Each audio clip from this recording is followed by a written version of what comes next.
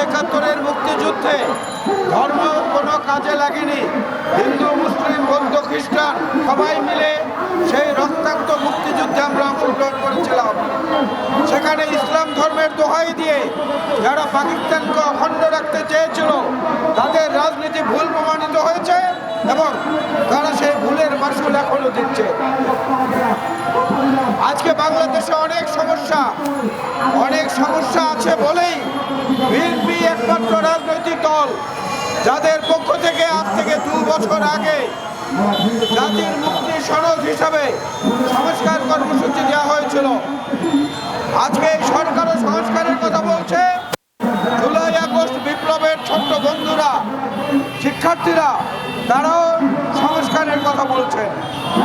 আমরা সেই সংস্কারের জন্যই একত্রে এক মিছিলে এক কাতারে সামিল হতে চাই, যেখানে ইসলামপন্থী দলগুলো থাকবে, অন্য ধর্মের মানুষরাও থাকবে, গণতান্ত্রিক আকাঙ্ক্ষার মানুষরাও থাকবে এবং বাংলাদেশের স্বাধীনতা, সার্বভৌমত্ব অক্ষুণ্ণ রাখায় যারা দৃঢ় প্রতিজ্ঞ তারাই সেখানে থাকবে।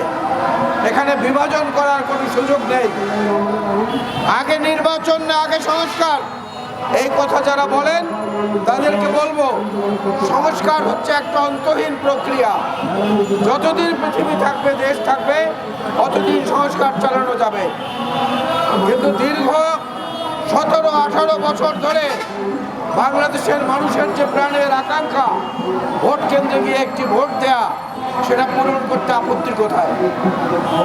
সেই নির্বাচনের মাধ্যমে যদি একটি নির্বাচিত সরকার প্রতিষ্ঠিত হয়, তাদের কাছে যে শক্তি থাকবে, তাদের যে সাহস থাকবে, তাদের যে দক্ষতা থাকবে, তা দিয়ে অনেক সমস্যা সমাধান করা সম্ভব, যেটা এই সরকারের পক্ষে সম্ভব হচ্ছে না। আমরা বৈষম্য বিরোধী ছাত্র আন্দোলনের বন্ধুদেরকে সম্মান করি, আপনাদের অবদানকে স্বীকার করি।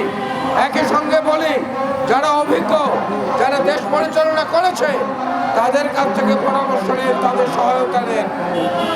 ধর্মের নামে আজকে সংখ্যালঘুদের নামে 50টি সংগঠন আগে থেকে বাংলাদেশে ছিল, নতুন করে আরো 13টি প্ল্যাটফর্ম দাঁড়িয়েছে। এখন এই ধর্ম নিয়ে হানাহানি, ধর্ম নিয়ে বাড়াবাড়ি, এর চেয়েও বেশি প্রয়োজন হচ্ছে যার যার ধর্ম সুন্দরভাবে পালন করা, স্বাধীনভাবে, এবং দেশের মূল সমস্যা একটি গণতান্ত্রিক সরকারের দিকে মনোযোগ দেয়া। আমরা আশা করি সেই মনোযোগের কেন্দ্রবিন্দুতে বিএনপি আপনাদের সঙ্গে সবসময় থাকবে।